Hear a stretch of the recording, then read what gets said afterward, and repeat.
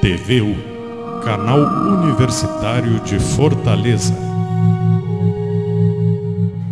Olá, amigos! O programa Boas Práticas de Gestão desta semana veio ao Banco do Brasil para conferir a reunião semanal do Pacto de Cooperação da Agropecuária Cearense. Um pacto criado pela Federação da Agricultura e Pecuária que já completou 16 anos de crescentes discussões sobre o agronegócio cearense. Esta semana, os debatedores foram o deputado federal Antônio Balma, coordenador da bancada federal no Ceará, o deputado federal Raimundo Gomes de Matos, que é o presidente da Comissão de Agropecuária e Recursos Hídricos, e o deputado Danilo Fortes. A palestra foi iniciada pelo diretor de infraestrutura da CNA, Dr. José Ramos Torres de Melo Filho, que inclusive já foi presidente da FAEC e coordenador do Agropacto. Ele não veio falar só de dívidas rurais, mas da reinserção do produtor no cenário macroeconômico nacional. E ele, inclusive, pediu a anistia total para as dívidas dos produtores rurais. Vamos ouvir o que disseram os deputados e a apresentação do Dr. Torres de Melo. O presidente da FAEC, Flávio Viriato de Saboia Neto, foi quem solicitou esta audiência e fala já conosco sobre os objetivos desta reunião. Não saia daí, nós voltamos já.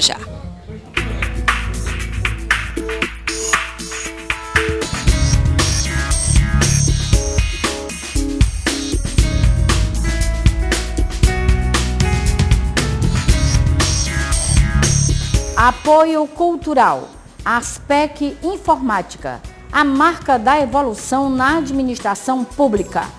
Revista Ceará e Municípios, integrando a capital com o interior. Eu estou aqui aproveitando uma palestra que eu considero e começo a tratar do problema já mudando o nome.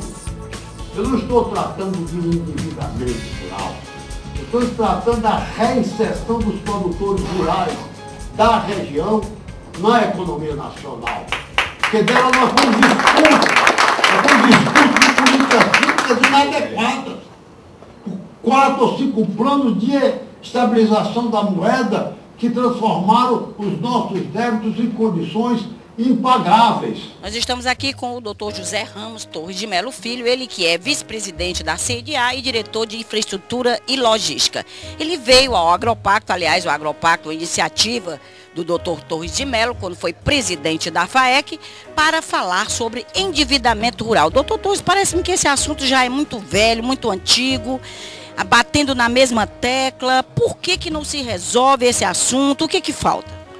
Para início de conversa, eu já mudei o título da minha palestra. Eu não digo endividamento na região.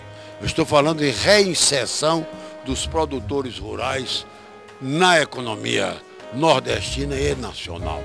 Porque os produtores rurais foram expulsos da sua atividade por políticas públicas errôneas e que foram pioradas ao longo do problema de vários planos de estabilização da moeda.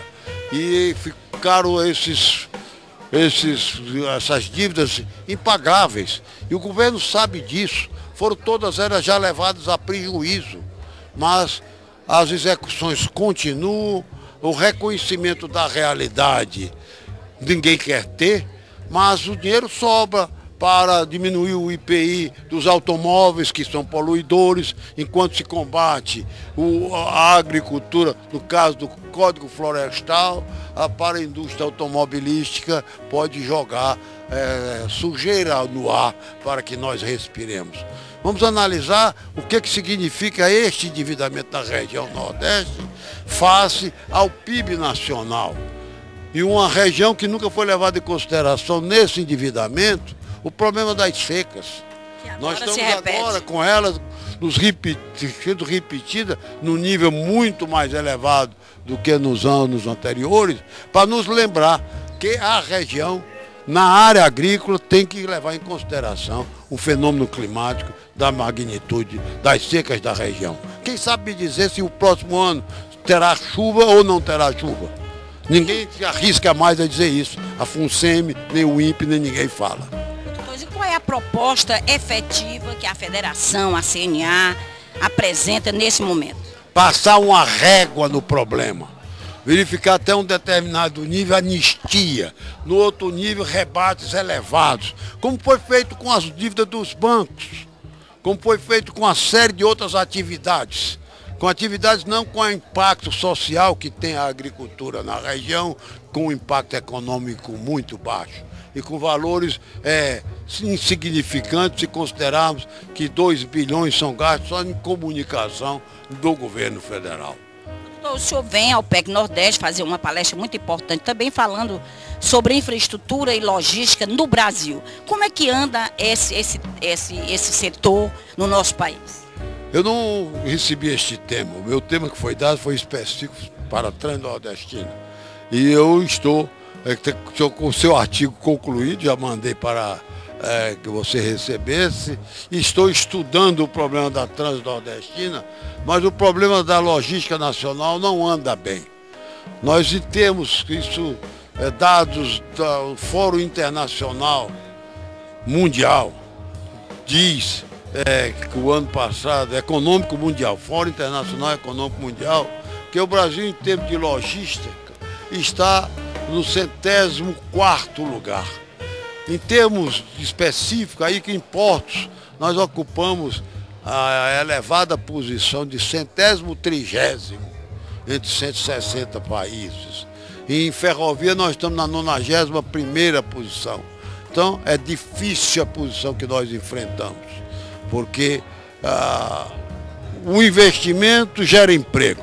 O investimento permitirá o escoamento da produção, seja ela agrícola ou mineral, que é o grosso da produção feita pelos portos. A exportação brasileira é de commodities. E nós temos que pensar em todos os modais. As rodovias continuam em situação deplorável no país inteiro, com exceção daquelas que já estão concessionadas para a iniciativa privada. Eu voltei da China, estive com a senadora Cátia acompanhando, muito desanimado, comparando aquilo que acontece lá e aquilo que acontece aqui.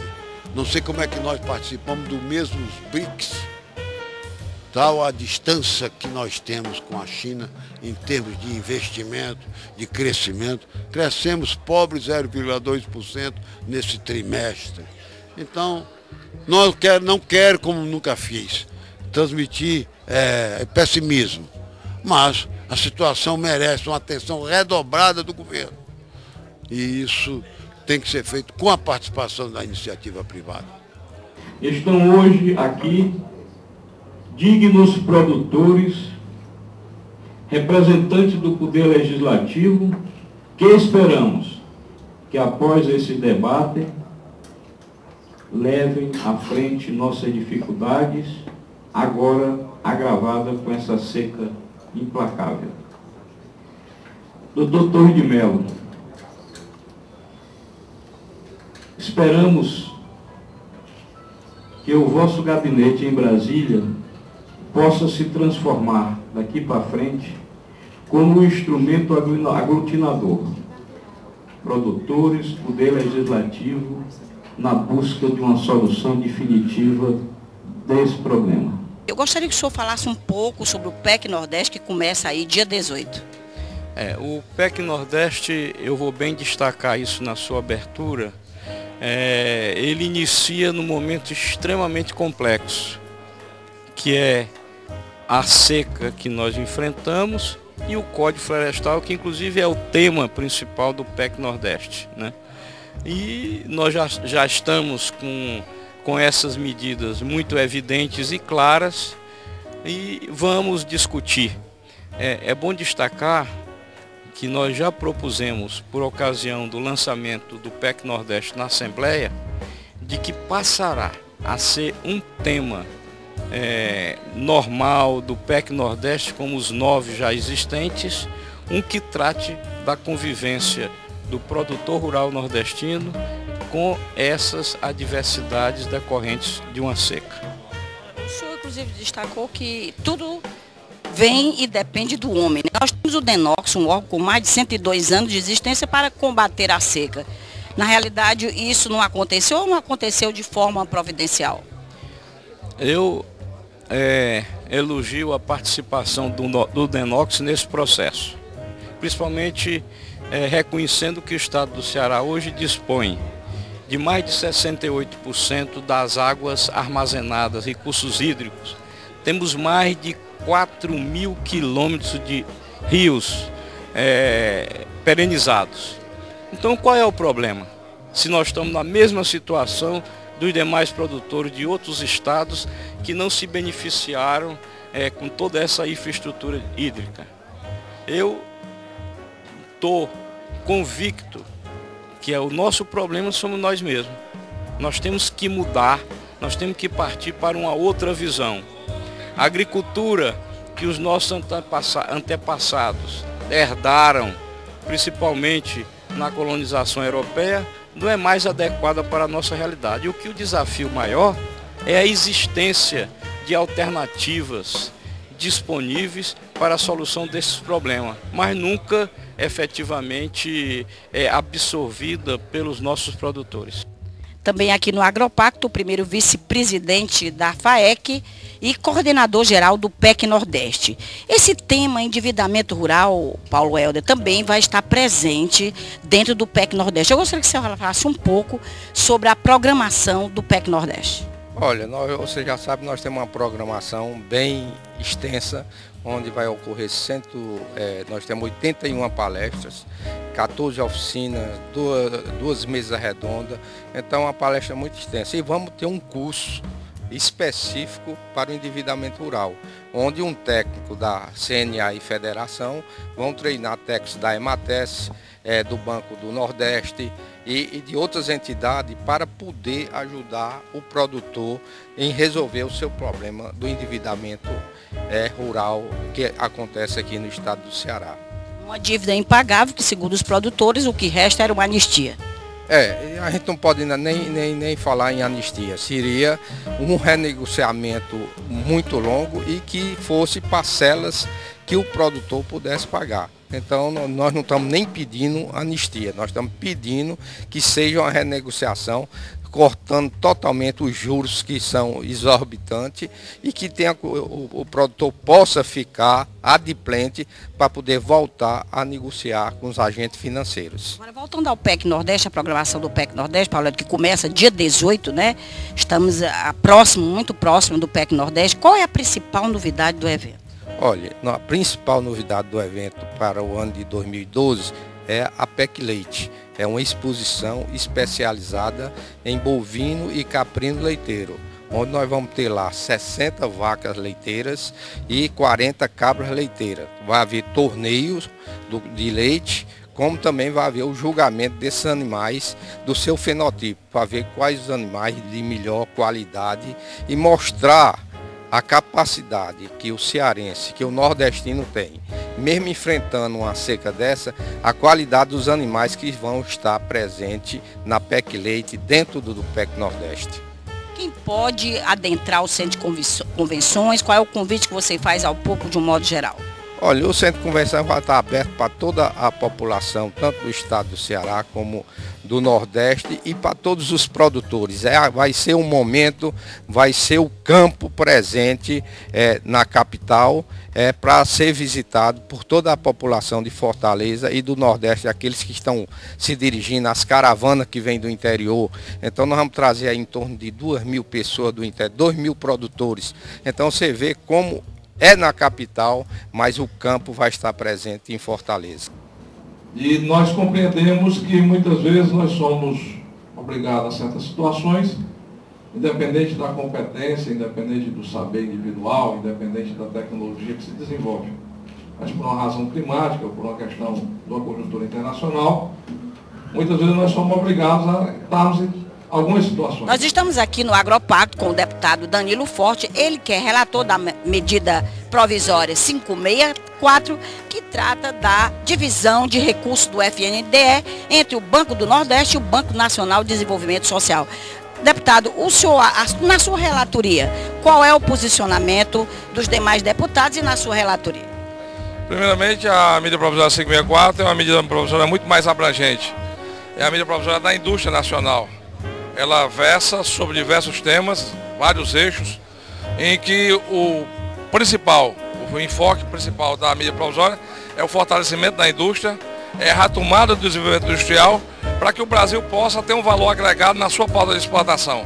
O mundo hoje é muito competitivo, uma indústria hoje tem que ter uma relação com todo o universo quando ela vai ser instalada, exatamente para saber a competitividade do valor final do seu produto, e para isso a mídia provisória estuda várias alternativas, né? Desde a subvenção a 23 setores da economia, inclusive aqui no Ceará nós colocamos a cera de carnaúba, a castanha de caju, né? A cassinocultura, a aquicultura, dentro da pauta das subvenções, exatamente para fortalecer a nossa economia. Nós temos uma preocupação também muito grande com os incentivos financeiros de fomento, porque o BNDES está recebendo 100 bilhões de reais a título de financiamento para a produção, e nós estamos preocupados com a capitalização do Banco do Nordeste para que ele possa ter fôlego, para que ele possa ter envergadura para dinamizar, fomentar esse parque industrial carente de recursos. Tanto o Banco do Nordeste, aqui no Nordeste, como o BASA, o Banco da Amazônia, na região norte do país, precisam de aumento de capital para fazer frente a esse novo momento. E dentro desse aumento de capital é que poderá se criar uma carteira capaz de dinamizar a ação econômica, né? Os recursos para a garantia dos investimentos são da ordem de 14 bilhões de reais, né? A capitalização, nós temos propostas que variam de 10 bilhões de reais, 4 bilhões de reais no caso do Banco do Nordeste e 1 bilhão, 2 bilhões de reais no caso do BASA, e é exatamente isso que nós estamos trabalhando, buscar consensuar esses números e fazer o governo entender que é necessário, é fundamental para a nossa economia, para a economia nordestina, que cresce 3 vezes mais do que a economia nacional, que nós tenhamos um apoio de recursos para o nosso principal agente de fomento, que é o caso do Banco do Nordeste. Ok, deputado, agora vamos ao caso do Agropacto, não é? Hoje o Agropacto, a Federação da Agricultura, promove um grande debate com os deputados federais. Nós estamos vendo até agora somente 3 deputados federais aqui presentes, sobre a questão do endividamento rural. E o doutor Torres de Mello, que é um grande defensor da agropecuária, hoje está lá na CNA, está pedindo tolerância zero. Ele quer anistia total para os produtores, principalmente diante de uma seca que nós estamos vivendo. O senhor acha que isso é possível? Primeiro, tem que saber o porquê que gerou esse endividamento. Por exemplo, no caso lá da 564, voltando um pouquinho, aqueles setores da economia que foram pegos em função da guerra cambial, em função da questão da competitividade internacional, principalmente da ferocidade do mercado asiático, em cima daqueles mercados que não deram espaço para que a indústria nordestina tivesse capacidade de competição, como é o caso no nosso setor, do setor têxtil, setor de confecções, existem fábricas, unidades industriais prontas, fechadas por falta de capital. Nós estamos tentando resgatar essas indústrias, porque para nós o importante é a geração de emprego e renda, e reabilitá-las para que elas possam ter um poder de competitividade retomado. Então, no caso específico da indústria, na medida provisória, eu adendei no sentido de reabilitar essas empresas. É lógico que não é anistia total, é refinanciamento em cima, né, do principal, mas tirando os encargos, tirando as multas, tirando aqueles acessórios que o sistema financeiro impõe para quando a empresa está na inadimplência, até porque essa empresa não foi para a inadimplência por vontade própria ou por incompetência do seu dono, mas por uma conjuntura internacional que não lhe favorecia. E por outro lado, nós temos que ver que no caso da agricultura, a agricultura do semiárido sempre foi diferenciada da agricultura nacional. Eu acho que é uma questão que cabe um debate mais aprofundado, uma pressão política maior sobre, né, os ministérios da área econômica do governo, para que a gente possa buscar uma solução para o problema. O que ninguém pode é penalizar, né, o produtor rural numa situação de desconforto, como é o caso do semiárido, em função de uma questão climática que não foi gerada por ele, que é gerada pela natureza. Ao mesmo tempo, nós temos que avançar no convívio com essa situação climática, né? Nós temos que avançar no estudo técnico, no estudo científico, para saber o que se pode plantar e a hora que se pode plantar, para poder não ter sempre, ciclicamente, estar aqui voltando a essa condição. Eu acho, inclusive, que a nossa pauta de desenvolvimento hoje passa necessariamente pela industrialização do interior do Nordeste brasileiro. Nós assumimos agora, por uma demanda da própria CNA, a frente parlamentar, aliás, o ano passado, né, a frente parlamentar da fruticultura, logicamente tratando dos temas que envolvem do Rio Grande do Sul, Amazonas, já que a fruticultura brasileira ela tem tantos detalhes, tantos tipos de produtos, que realmente é um tema muito estimulante. Fiz com gosto e nós estamos hoje com uma proposta no governo federal, entre outras, de criação da Agência Nacional de Agroquímicos e Produtos Fitossanitários Orgânicos. O objetivo é simplesmente dar agilidade às decisões dos registros desses agroquímicos no Brasil, para exatamente permitir ao agricultor brasileiro de ser competitivo com seus produtos. Imagina que um registro de um determinado agroquímico, ele passa anos e anos e anos, 5, 6, 10 anos, e não consegue o registro simplesmente por uma questão da burocracia que ele precisa passar em 3 entidades, né? O Ministério da Agricultura, o IBAMA e a Anvisa.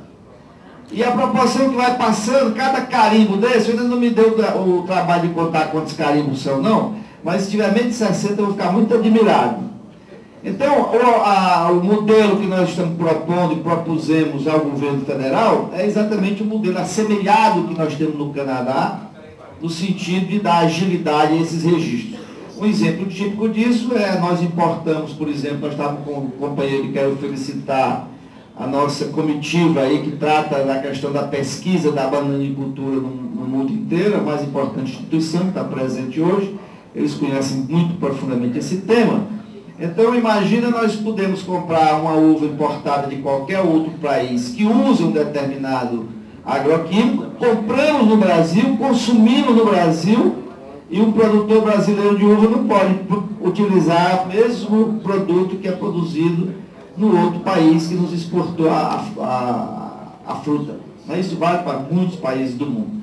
Então, essa é uma proposta que nós estamos concentrando muito foco, porque acho que tem interface com todo o agronegócio brasileiro. Nós agora vamos ouvir um produtor rural aqui de Maranguape, ele é produtor de leite, sobre o que ele acha desse debate, né, que já vem se arrastando há tanto tempo sobre a renegociação de dívidas rurais. Ele chama-se Assis Vieira e é um produtor rural do município de Maranguape. Já foi, inclusive, presidente do Sindicato Rural. Seu Assis Vieira, esse debate sobre renegociação de dívida já vem se arrastando há muito tempo. Qual é realmente a proposta do produtor rural?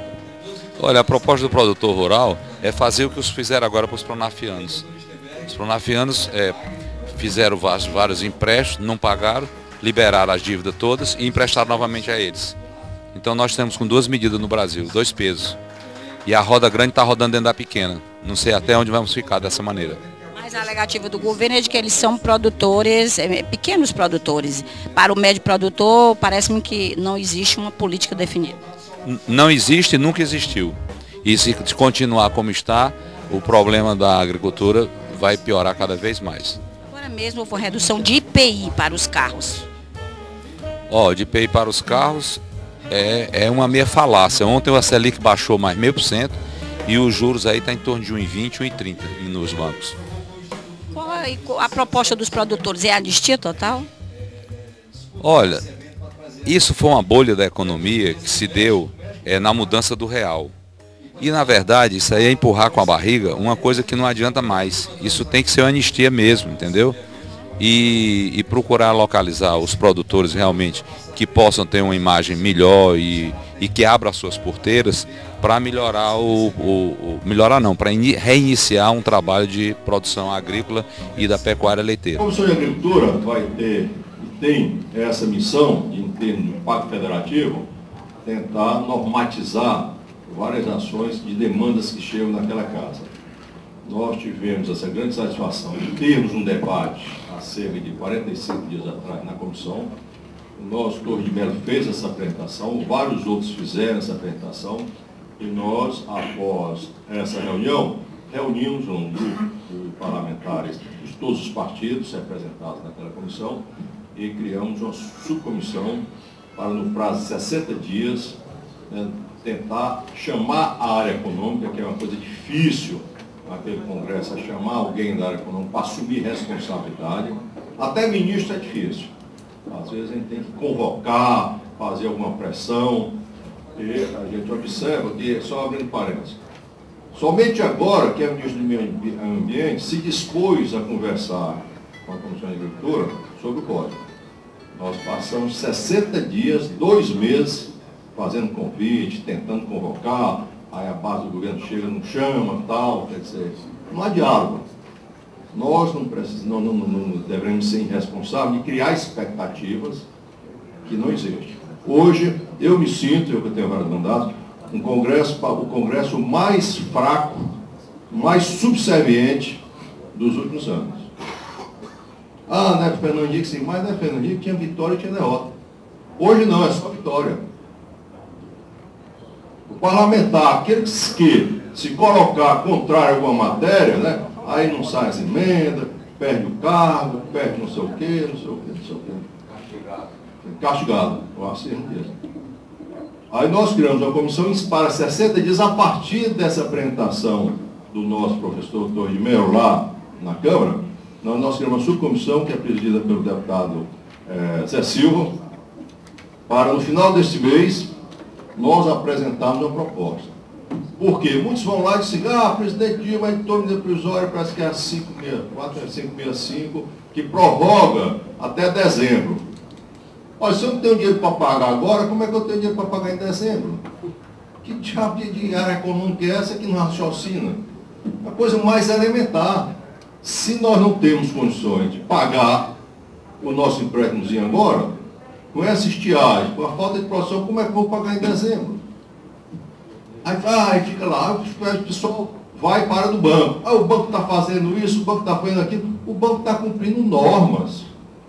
Às vezes querem convocar lá, né, superintendência, presidente, meu amigo, quem já foi gestor sabe, tem essa normatização. Se o superintendente, se o presidente do banco não fizer aquela ação, daqui 1 ano, 2 anos, 3 anos, não sei o que, ele vai ser chamado porque não cumpriu aquela normatização.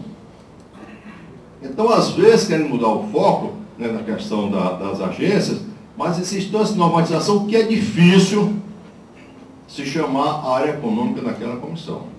O Assis Vieira estava me dizendo, nós temos que fazer uma outra articulação, ou dos produtores, outro tipo de pressão. Por quê? Porque a pressão somente do Congresso está sendo, eu sou sincero em dizer, está sendo ineficiente. A questão do milho. O superintendente aqui, o doutor Flávio, na nossa reunião, nós temos 40 toneladas de milho estocado. Foi ou não foi?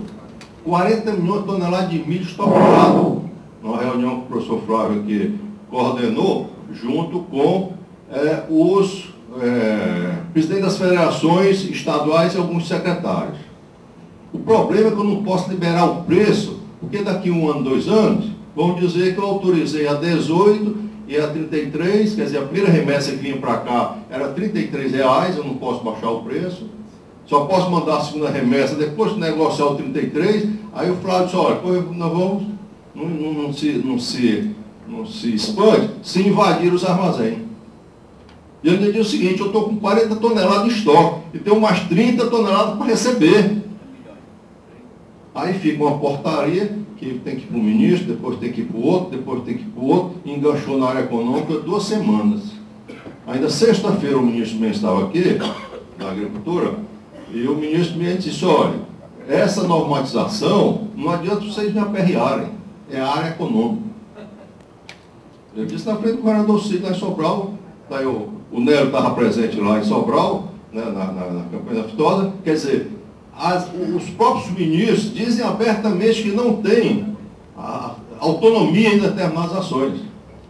Então, essa questão, né, a partir dessa conclusão, desse levantamento que está sendo feito a nível nacional, porque também tem outro aspecto, a diversificação de culturas, de tipo de empréstimo, perfil de cada região, que às vezes quando saem essas 15 leis que o Torres de Mello apresentou, né, são 15 leis nacionais, tanto faz do norte, do nordeste, do sul, o centro-oeste, às vezes não se verifica as peculiaridades. E de uma vez por todas nós precisamos ter essa normatização a nível nacional, vendo as características regionais. Nós acreditamos que antes de concluirmos esses 60 dias, que agora no final do mês, que é dia 15 tem um recesso, nós queremos solicitar novamente, né, os que apresentaram todo esse debate do endividamento rural, lá na Câmara. Tem lá um cearense que está nos ajudando, que é o doutor Ricardo Miranda, não sei se vocês conhecem, que é assessor do Senado, que tem propriedade aqui em Petecor, o doutor Ricardo está dando também toda uma assessoria via Senado, para que nós possamos tentar apresentar uma proposta. Agora aí sim, nós precisamos ter todos, né, nessa pactuação, fazendo pressão no Planalto, fazendo pressão na Casa Civil, para que se tente normatizar e ter esse fôlego, né, no aspecto do endividamento. Então, nossas observações eram essas. Eu acredito, assim que nós concluirmos essa proposta, né, a gente disponibiliza para o e-mail, para as sugestões, para as críticas, para o aprimoramento dessa matéria. Muito obrigado. Nós estamos com o diretor técnico do SEBRAE, doutor Alcir, que vai nos falar um pouco sobre a participação do SEBRAE na PEC Nordeste. Doutor Alcir, o SEBRAE é um parceiro, é um dos promotores, né, da PEC Nordeste. Como será este ano a participação do SEBRAE dentro deste evento? Olha, o PEC Nordeste sempre foi para o SEBRAE um evento de referência na formação, não só do produtor rural, mas do empreendedor rural. E já temos grandes novidades promovidas através do PEC Nordeste. Uma delas é a grande dinamização que teve a agricultura irrigada no estado do Ceará.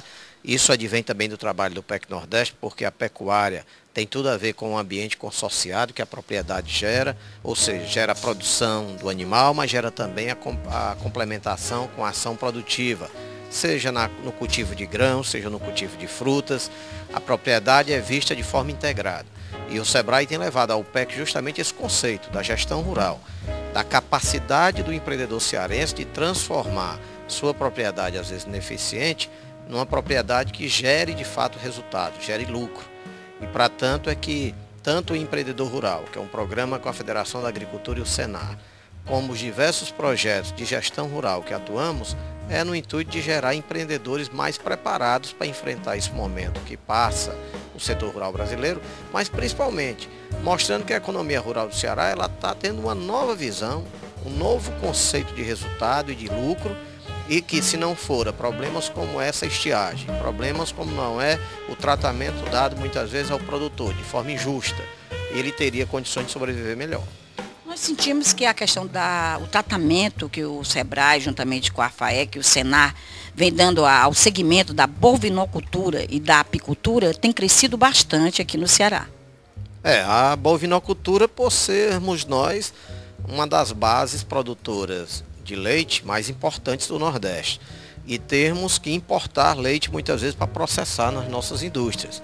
Então não faz sentido um estado como o nosso, que tem a cultura da pecuária já advinda da nossa cultura e da nossa história, não ter uma produção condigna que possa abastecer essas fábricas. Então, o SEBRAE tem programas com várias fábricas para capacitar o pequeno produtor e incluí-los na sua oferta de leite. Paralelo a isso, um trabalho na produção do queijo artesanal, nosso queijo de coalho, que na região do Jaguaribe, em toda aquela área, o SEBRAE desenvolve um trabalho de aperfeiçoamento das unidades produtivas, levando inclusive a ser certificadas com um queijo de referência. Já na apicultura, até merece um destaque maior. O Ceará saiu em poucos anos de 8º colocado para o 3º e agora já o 2º colocado na exportação de mel, o que demonstra que nós tivemos um grande trabalho. Os produtores de mel no Ceará talvez foram os que melhor se organizaram no país, ao ponto de agora em 2015 já vir para cá o Congresso Brasileiro da Apicultura, que vai ser realizado juntamente com a Federação da Apicultura do Estado e as associações e o SEBRAE, que já mostrou todo o interesse em dar todo o apoio a sediar este evento. Assistiram na Câmara Federal, na Comissão que é presidida pelo nosso muito porque o sobrinho legítimo era humorista, ele dizia que quando eu disse que ele fosse fazer a eleição, eu não vou fazer a eleição, porque quando eu vou para o teatro, eu estou mudando de filme. Eu posso fazer sempre as minhas vontades mesmo. Então, eu estou aqui aproveitando uma palestra que eu considero começa a tratar do problema já mudando o nome. Falei com vários, consegui mudando para ter a TJLP, que a TR estava em 2,89, a outra em 86. Já em outubro, as curvas se cortaram e daí não segurou mais. Quando chegou começou em 99.